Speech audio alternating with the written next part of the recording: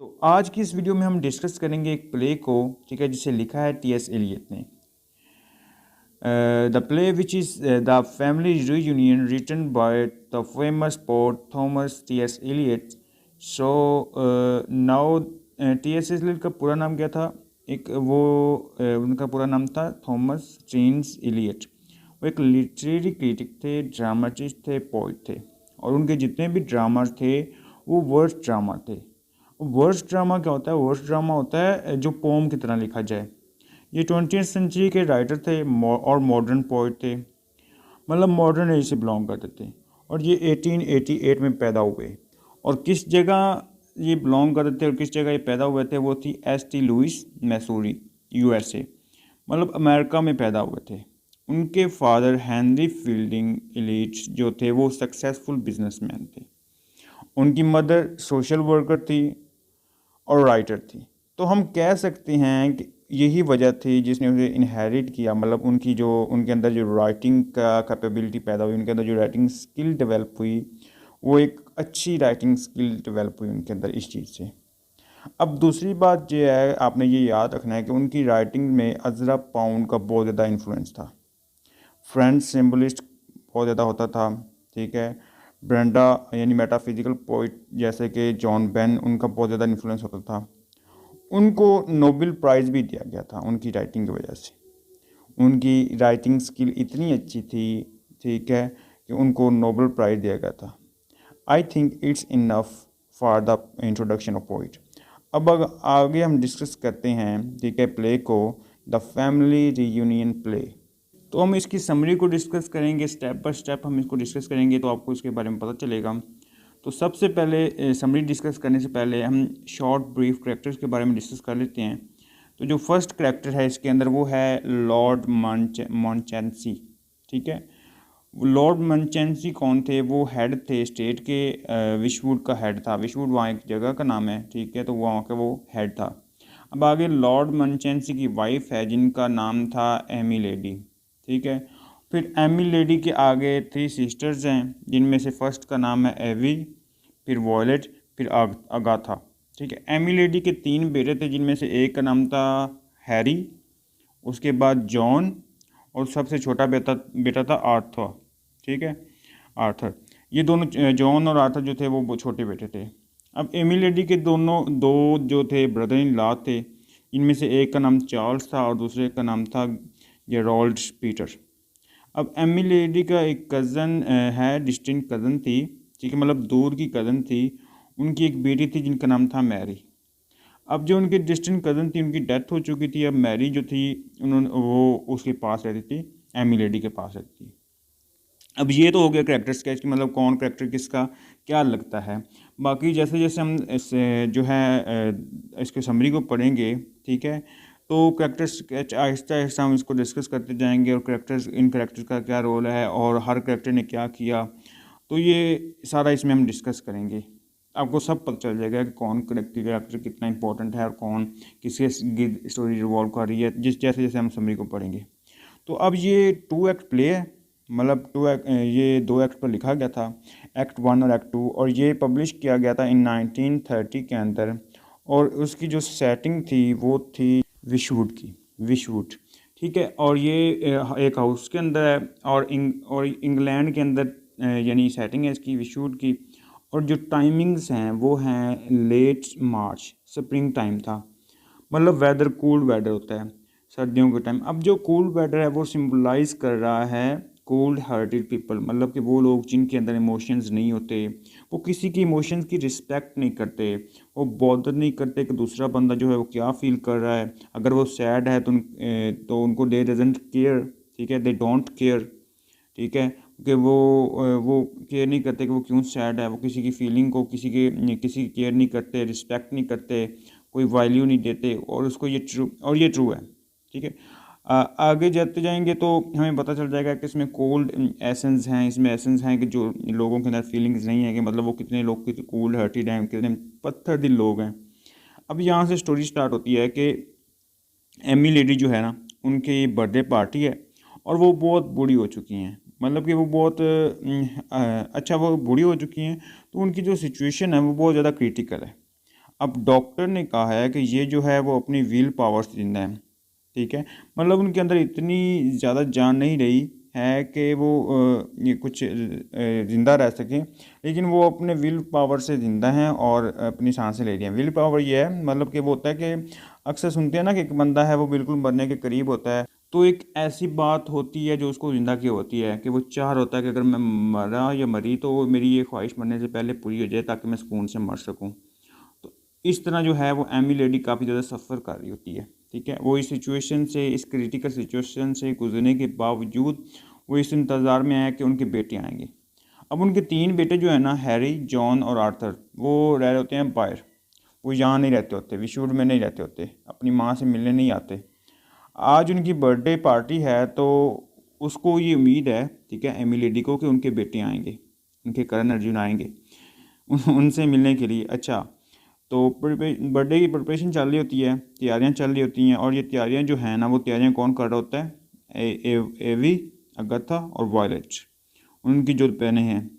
और मनचेंसी की और एमी लेडी के जो जो क्या नाम है, एमी लेडी के ब्रदर इन लॉ, वो भी तैयारियां करवा रहे होती हैं बर्थडे पार्टी की। और ये सारे विशवुड में ही रहते होते हैं और यहीं पे उनके साथ रहते होते हैं और उनके घर आना जाना भी होता है। अब जब ये तैयारियां कर रहे होते हैं तो एकदम से ना ये डिस्कस करने लग जाते हैं कि आजकल की जो जनरेशन है ना, वो बहुत मतलब उनकी मोरालिटी को डिस्कस कर रहे होते हैं कि उनके अंदर जो है मोरालिटी नहीं रही, वो रिस्पेक्ट नहीं रही, किसी इमोशंस नहीं रहे, किसी के लिए फीलिंग्स नहीं रही। वो बहुत इररिस्पॉन्सिबल हो रहे हैं, किसी की मोहब्बत, किसी की चाहत का वो एहसास नहीं करते। उनका जो दिल में आता है वो करते हैं।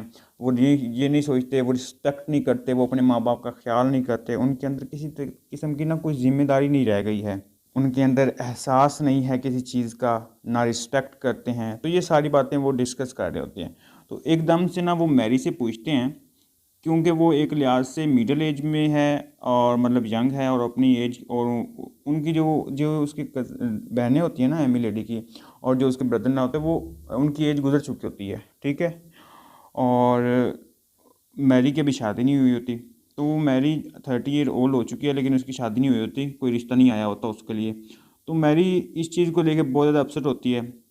तो मैंने पहले भी आपको बताया कि मैरी कौन थी। मैरी दूर की कज़न की बेटी थी एमी की, और मैरी जो थी वो मैरी की वालदा की डेथ हो चुकी थी, इस वजह से वो एमी के साथ रह रही थी, और ये सर्वेंट के तौर पर भी घर के काम वगैरह करती थी। और वैसे भी मैरी बहुत अच्छी थी, बहुत लॉयल थी। एमी भी उसके साथ अच्छी थी और एमी से बहुत प्यार करती थी। तो जो मैरी थी, जो एमी थी वो बीमार भी थी, तो उसको केयर टेकर भी चाहिए होता, तो जो मैरी थी वो उसको केयर केयर करती थी एमी की बहुत ज़्यादा। तो अब वो मैरी से पूछते हैं कि तुम्हारी क्या राय है इस बारे में। मैरी कहती है कि मैं तो इस जनरेशन से बिलोंग ही नहीं करती।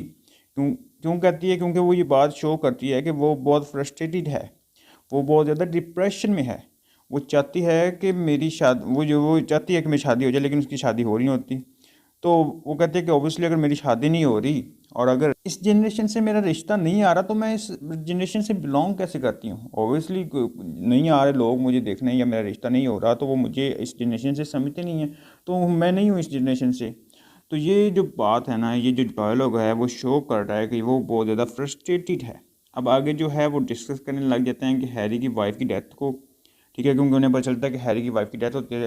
वो कहता है कि अब हुआ कुछ यूँ है कि हैरी और उसकी वाइफ जो थे वो शिप पर होते हैं, और शिप ना उसकी वाइफ का, मतलब वो समुंदर में होते हैं, सफ़र कर रहे होते हैं, तो शिप से उसकी वाइफ का पाँव फिसलता है और समुंदर में गिर जाती है और मर जाती है। तो वो इस बात को डिस्कस कर रहे होते हैं कि हैरी की वाइफ की डेथ हो चुकी है। फिर उनको पता चलता है कि जो एमी के जो दूसरे 2 बेटे हैं ना, जॉन और आर्थर, उनका एक्सीडेंट हुआ है और वो यहाँ पर नहीं आ सकते। अच्छा, उनको अब इस चीज़ से उनको कंफर्म हो जाता है कि उनके बेटे नहीं आएंगे। अब 2 का चलो एक्सीडेंट हो गया, उनको बहाना मिल गया, वो नहीं आ सकते, और हैरी की वाइफ का एक्सीडेंट होता था, तो फिर हैरी की वाइफ का एक्सीडेंट हुआ होता है। तो जो हैरी होता है ना, वो नहीं आ सकता, उन्हें पता चलता है। फिर वो बातें शातें कर रहे होते हैं, तो वहाँ पे अचानक ना हैरी आ जाता है, एंट्री होती है उसकी। वो फिर भी जो है अपनी माँ की बर्थडे पार्टी पे पहुँच जाता है। वो बर्थडे पार्टी पे आता है तो ना बहुत अपसेट होता है। ऑब्वियसली उसकी बीवी की जो डेथ हुई होती है, और फ्रस्ट्रेटेड भी होता है, बहुत अजीब अब नॉर्मल उसकी हालत होती है, और वो बहुत अब नॉर्मल वाली जो है बातें कर होता है। कहता है कि मैंने ही अपनी वाइफ को मारा है, मैं मर्डर हूँ, मैं कातिल हूँ, ठीक है, और मैंने अपनी वाइफ को मारा है, मैंने ही उसे धक्का दिया था, वो मर गई।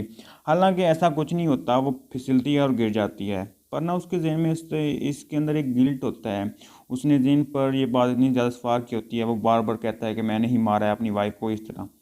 तो जो होती है ना एमी लेडी, वो कहती है कि हमारा एक फैमिली डॉक्टर है, मारबर्टन, ठीक है, वारबर्टन, सॉरी वारबर्टन। तो वो कहती है कि मैंने उसको अपनी बर्थडे पार्टी पे इनवाइट किया हुआ है, ठीक है, तो वारबर्टन जो है आने वाला है। जब वो जैसे ही आता है तो मैं इसका चेकअप कराऊंगी कि इसको प्रॉब्लम क्या है, ये हैरी ऐसी बातें क्यों कर रहा है। तो फिर इस तरह सारी बातें चल रही होती हैं। अच्छा, फिर क्या होता है कि ना वारबर्टन जो है वो आता है, तो एमी लेडी उसको दिखाती है कि इसका चेकअप करो ज़रा, ये बहकी बहकी बातें कर रहा है, बहुत फजूल बातें कर रहा है, ठीक है।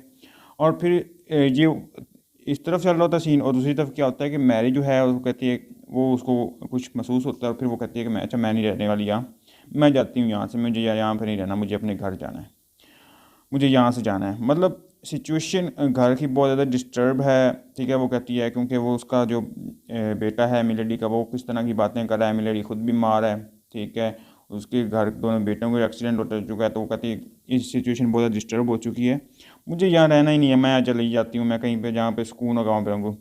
तो वहाँ पे अगथा आ जाती है, वो उसको रोकती है। अगथा कहती है कि ऐसा मत करो, क्योंकि वो केयर टेकर होती है ना एमी लेडी की। तो वो कहती है कि तुम जाओगी तो एमी की तबीयत बहुत ज़्यादा ख़राब हो जाएगी, और एमी जो है तुमसे बहुत ज़्यादा अटैच भी हो चुकी है, तो एमी ये सदमा सह नहीं सकेगी, तो तुम रुक जाओ। तो फिर साथ ही वो नहीं रुकती, वो कहती है नहीं मुझे जाना है, ठीक है, और जब मैं नहीं थी तभी तो रह रही थी ना, तो मैं अब नहीं रह सकती। तो फिर उस साथ वो ये उसे ना तसल्ली देती है अगाथा कि अच्छा रुको, तुम ना यहाँ पे रुक जाओ, तो हम तुम्हारी शादी ना हम हैरी के साथ करवा देंगे, क्योंकि ऑब्वियसली हैरी की वाइफ की डेथ हो चुकी है ना। तो और मैरी की भी शादी नहीं हुई, तो वो कहता है कि हम मैरी और हैरी की शादी करवा देंगे, मतलब तुम्हारी। तो इस तरह मैरी कहती है कि अच्छा चलो मैं रुक जाती हूँ, ठीक है। अब जो मैरी होती है ना वो फ़िलहाल रुक जाती है। इस दौरान हैरी और मैरी जो हैं आपस में फिर डिस्कशन वगैरह कर लेते हैं, क्योंकि डॉक्टर ने उसे चेक कर लिया था। वो कहता है कि इसको थोड़ा सा ना फ्रस्ट्रेशन है, सदमा हुआ है अपनी वाइफ की डेथ का। तो फिर वो डॉक्टर जो है साइड पे हो जाता है। अब हैरी जो है और मैरी वो क्या है, वो डिस्कशन करने जा जाते हैं, अपनी पास्ट की मेमोरीज़ को डिस्कस करने लग जाते हैं। और फिर एकदम से हैरी कहता है, क्योंकि वो अभी भी फ्रस्ट्रेटेड है, कि मुझे यहाँ नहीं रुकना, ठीक है, मैं एक सेकंड के लिए भी यहाँ नहीं रुक सकता, मुझे वापस जाना है, अपनी बीवी के पास जाना है। वो बहुत फ्रस्ट्रेटेड होता है, और बिहेवियर जो है वो भी अब नॉर्मल शो कर रहा होता है कि मुझे यहाँ से जाना है, बस मुझे जाना है, जितनी जल्दी हो सके मुझे यहाँ से जाना है। तो ना अगथा जो है वो उसको रोकने की बहुत कोशिश करती है, क्योंकि उसका तो चॉइस थी ना, मतलब वो तो चाह रही थी कि ये शादी यहीं पे करके यहीं सेटल हो जाए मैरी के साथ। तो उसको रोकने की बहुत कोशिश करती है। हैरी जो होता है वो कहता है कि जो घर की रिस्पॉन्सिबिलिटी का कहती है ना, जैसे कि तुम अपनी माँ को संभालो, तुम्हारी माँ की डेथ होने वाली है, तुम पे रिस्पॉन्सिबिलिटी है कि अपनी माँ को संभालो, ठीक है, ना कि मैरी की रिस्पॉन्सिबिलिटी है। तो हैरी उसे आगे से बोलता है, कहता है कि घर संभालने की जो जिम्मेदारी है ना वो मेरा छोटा भाई आके संभालेगा, मैं नहीं संभाल रहा, हाँ मैं संभाल सकता हूँ, मुझे जाना है। तो अगथा उसको कहती है कि तुम यहाँ रुको, यहीं रुको, तुम्हें एक सीक्रेट बताती हूँ। अब वो सीक्रेट क्या था, वो कहती है कि सीक्रेट ये है कि जब तुम अपनी माँ के पेट में थे ना, ठीक है, जब तुम्हारा जन्म होने वाला था, तो तुम्हारे बाप ने तुम्हारी माँ को मारने की कोशिश की थी। अब एमी लेडी भी इस बात को सुन रही थी कि जो अगर था वो जो है वो मेरे बेटे को सीक्रेट बता रही है, तो वो उससे नाराज़ हो जाती है। कहती है कि तुमने हैरी को ये बात क्यों बताई, ये तो एक सीक्रेट था, ये राज था, शेयर क्यों किया। अब फिर जो हैरी है वो ये बात सुनकर और ज़्यादा डिस्टर्ब हो जाता है, और कहता है कि मुझे यहाँ से जाना है, ठीक है, क्योंकि वो ऑलरेडी डिस्टर्ब था, परेशान था। अब उसको ये बात भी पता चली कि उसका बाप ऐसा था, तो वो और ज़्यादा डिस्टर्ब हो जाता है, ठीक है। अब ये बात सुनकर जो एमी लेडी, वो बर्दाश्त नहीं कर पाती, ठीक है, कि उसके बेटे को एक तो सीक्रेट पर चल गया, और दूसरा उसका बेटा जो है वो यहाँ से जा रहा है, ठीक है, और मैरी भी जाने की सोच रही है। तो वो ये बातें बर्दाश्त नहीं कर पाती और उसकी डेथ हो जाती है, मर जाती है। अब इस दौरान ये होता है कि जो अगथा है और जो मैरी होते हैं ना, वो इसके इर्द गिर्द चक्कर लगाते हैं, ठीक है, यानी जो मर चुकी होती है ना मिलेडी, तो उसके इर्द गिर्द चक्कर लगाते हैं, और जो कैंडल है उसको ब्लो करते हैं, बर्थडे की कैंडल जो जलाई होती है उसको ब्लो करते हैं, और उसकी सोल के लिए प्रे करने लग जाते हैं। तो यहाँ पे ये प्ले एंड हो जाता है, और ये उसकी समरी थी। अब उसके अगर थीम्स के ऊपर हम चलते हैं, उसकी बात करें, मेन थीम की बात करें, तो इसके अंदर जो सबसे पहला और मेन थीम है ना, वो secret of family repeating in generation again and again, मतलब जो फैमिली के सीक्रेट्स हैं वो अगेन अगेन रिपीट होते हैं। मतलब जो फैमिली के सीक्रेट्स होते हैं ना वो रिपीट होते जा रहे हैं। मतलब आपने देखा होगा पहले भी कहा कि एमी लेडी का जो शोहर था वो उसको मारना चाहता था। वो अपनी वाइफ को वहाँ से जब हैरी पैदा हुआ वो अपनी वाइफ को मारना चाहता था। और जो हैरी है उसको भी यही लग रहा था कि उसने अपनी बीवी को मारा है। तो वो एक तरह के यानी उसका बाप उसकी माँ को मारना चाहता था, और हैरी है उसको लग रहा है कि मैंने भी अपनी बीवी को मारा है। ठीक है, तो उसको गिल्ट था। ठीक है, अब गिल्ट भी इसका थीम हो सकता है, हम कह सकते हैं, क्योंकि गिल्ट जो है वो एमी को हैरी को एक गिल्ट ये था कि मेरे बाप ने जो है मेरी वजह से मेरी माँ को मारना चाह रहा हो शायद। दूसरा गिल्ट उसको ये था कि उसको ने अपनी बीवी को मारा है। ठीक है अब अपनी वाइफ को मारा। फिर क्या था कि वो वेटिंग, ठीक है, इंतज़ार, वो भी इसका एक थीम कह सकते हैं, मेजर थीम कह सकते हैं कि एमी को इंतज़ार होता है कि मेरे बेटे आएंगे, वो विशवुड में रहेंगे, विशवुड में एक नई जान आ जाएगी। ठीक है, और हमारा घर आबाद रहेगा। ठीक है, विशवुड ज़िंदा रहेगा, वो आपस में एक दूसरे के साथ खुशी से रहेंगे, एक फैमिली जो है वो रीयूनाइट रहेगी। फिर इसमें एक थीम आता है एक्सपेक्टेशन। एक्सपेक्टेशन इस तरह से कि एमी को था कि एमी एक्सपेक्ट कर रही थी कि वो विशवुड अलाइव रहेगा, मेरे मरने के बाद भी विशवुड जो है इस तरह बहार रहेगी उसमें। ठीक है, फैमिली ज़िंदा रहेगी, खुश रहेंगे। उसको था कि मेरी फैमिली दोबारा से इकट्ठी रहेगी। उसको ये था कि मतलब उसके बहुत सारे ज़्यादा एक्सपेक्टेशन थी। ये भी थीम हो सकता है एक्सपेक्टेशन का। फिर ये था कि एक्सपेक्टेशन, ठीक है, हैरी आएगा, इसको रिस्पॉन्सिबिलिटी संभालेगा घर की, विशवुड संभालेगा क्योंकि वो बड़ा बेटा था। और ये हमारे यहाँ यही होता है कि जो बड़ा बेटा होता है वही घर की जो है वो जिम्मेदारी संभालता है। ठीक है, तो उसको ये एक्सपेक्टेशन थी कि मेरा बड़ा बेटा है वो आएगा और घर को संभालेगा, लेकिन वो जो है वो इनकार कर देता है। ठीक है, और वो कहता है कि जो संभालेगा वो छोटा संभालेगा। तो उनके वो सोच रही थी कि इनका आपस में इकट्ठे हो जाना है, और वो जो है इकट्ठे रहेंगे और एक दूसरे से मिलजुल करेंगे। लेकिन ये एक्सपेक्टेशन भी उसकी पूरी नहीं होती, और क्योंकि वो खुद मर जाती है, जो हैरी है वो वापस चला जाता है। ठीक है, और हैरी की बीवी की डेथ हो जाती है, और मैरी भी वापस जाना चाह रही होती हैं। तो ये इसका थीम था एक्सपेक्टेशन वाला। अब समरी वगैरह सुन के, ठीक है, अब हम चलते हैं टाइटल की तरफ। समरी हो गई, ठीक है, थीम हो गए, और करेक्टर भी हो गया। अब अगर हम आपके जहन में ये सवाल आया होगा, क्योंकि टाइटल पे चलते हैं ना, क्योंकि इसका फैमिली रीयूनियन, ठीक है, द फैमिली रीयूनियन। तो जैसा कि टाइटल जो है शो कर रहा है कि रीयूनियन ऑफ द फैमिली, मतलब फैमिली का आपस में मिलकर रहना। तो इनके आपस में इकट्ठे जो है ना, आपके जहन में समरी सुन के ये क्वेश्चन तो ज़रूर आया होगा कि यहाँ तो फैमिली मिली ही नहीं। ठीक है, वो आपस में इनके दरमियान 100 तरह के इख्तलाफात बढ़ गए हैं। लाइक वो जो उनके आपस में मसले मसाइल बढ़ गए हैं, तो यहाँ तो फैमिली मिली ही नहीं है। तो टाइटल ये क्यों दिया गया? फैमिली कहते हैं जो ये टाइटल जो है ये आयरनिक है। द फैमिली यूनियन वाला टाइटल जो है ये आयरनिक टाइटल है। मतलब कि आयरनिक किसे कहते हैं? मतलब तंजिया कह सकते हैं, सरकास्टिक वे में इसको टाइटल दिया गया है। ठीक है, मतलब इन द सेंस के ऑपोजिट, वो मुतजाद है। मतलब रीयूनाइट नहीं हुआ बल्कि सेपरेशन हुई है। असल में एनडी पे है, एनडी एमी मर गई, हैरी यहाँ नहीं रहेगा, उसके बाद आर्थर और जो दूसरा बेटा है वो कभी वापस नहीं आएंगे। तो रीयूनाइट तो नहीं हुआ ना, सेपरेशन हुई। तो इसलिए इसको आयरनिक टाइटल दिया गया, मतलब सरकास्टिक वे में तंज किया गया, टॉन्ट किया गया है कि रीयूनियन नहीं हुई। तो ये था आज का हमारा प्ले, जो कि 2 एक्ट प्ले है, और इसका जो सेटिंग है वो है विशवुड। ठीक है, ये बेसिकली एक बूढ़ी औरत की कहानी है जो अपने 3 बेटों के इंतज़ार में होती है कि वो आएंगे और उसके पास रहेंगे। वो अपनी 3 बहनों, मतलब उसके एरिया में 3 उसकी बहनें रहती थी, और 2 ब्रदर इन लॉ रहते थे, और एक दूर की कज़न की बेटी रहती थी। तो ये स्टोरी उसके इर्द गिर्द रिवॉल्व कर रही है। ठीक है, इस प्ले में हमने वो देखा कि लोग अब इस प्ले में वो इरिस्पॉन्सिबिलिटी वाली बात जो वो कर रहे थे वो सच सच होती कि उसके बेटे के दिल में कोई भी एहसास नहीं था कि मेरी माँ यहाँ है, वो बूढ़ी हो चुकी हैं, मुझे उनकी खिदमत करते हुए टाइम गुजारना चाहिए, ना कि वापस जाना चाहिए। लेकिन वो वापस जाना चाह रहा था और ज़िद कर रहा था, और यही सदमा। और फिर जब उसके सीक्रेट रिवील हुआ तो वो यहाँ फिर 1 मिनट भी नहीं रहा। हालांकि उसे फिर भी रुकना चाहिए था कि मेरे बाप ने मेरी माँ के साथ बुरा किया, लेकिन वो नहीं रुका, वो वापस गया। ठीक है, और जो मैरी है उसके दिल में भी हम कह सकते हैं कि वो एक तरह से ना, वो भी उसने भी ख्याल नहीं किया कि जो एमी लेडी है वो बीमार है और मैं उसे छोड़ के जा रही हूँ। उसको जैसे ही ख्याल आया वो निकलने की उसने सोची। तो इस तरह हमें वो इररिस्पॉन्सिबिलिटी न्यू जनरेशन की जो इररिस्पॉन्सिबल बात है वो हमें साथ साथ होती नज़र आ रही है कि जो न्यू जनरेशन है उनके अंदर वाकई एहसास नहीं है लोगों का, उनके अंदर ये सोच नहीं है, रिस्पेक्ट नहीं है, इमोशंस नहीं है, फीलिंगलेस हैं। तो इस तरह की बातें, तो ये हमारा ये प्ले था जिसे लिखा है थॉमस शेनाइन इलियट ने, और ये टू एक्ट प्ले है। ठीक है, तो इसने की आपने समरी देखी, हमने इसका एनालिसिस देखा, इसके कैरेक्टर्स देखे, इसके थीम्स देखे, इसमें जो सिम्बोलिज्म यूज़ हुआ है वो भी देखा। तो उम्मीद करता हूँ आपको ये लेक्चर पसंद आया होगा। अगर नहीं पसंद आया तो भी बता दीजिएगा, और पसंद आया तो भी बता दीजिएगा। शुक्रिया, अल्लाह हाफिज़।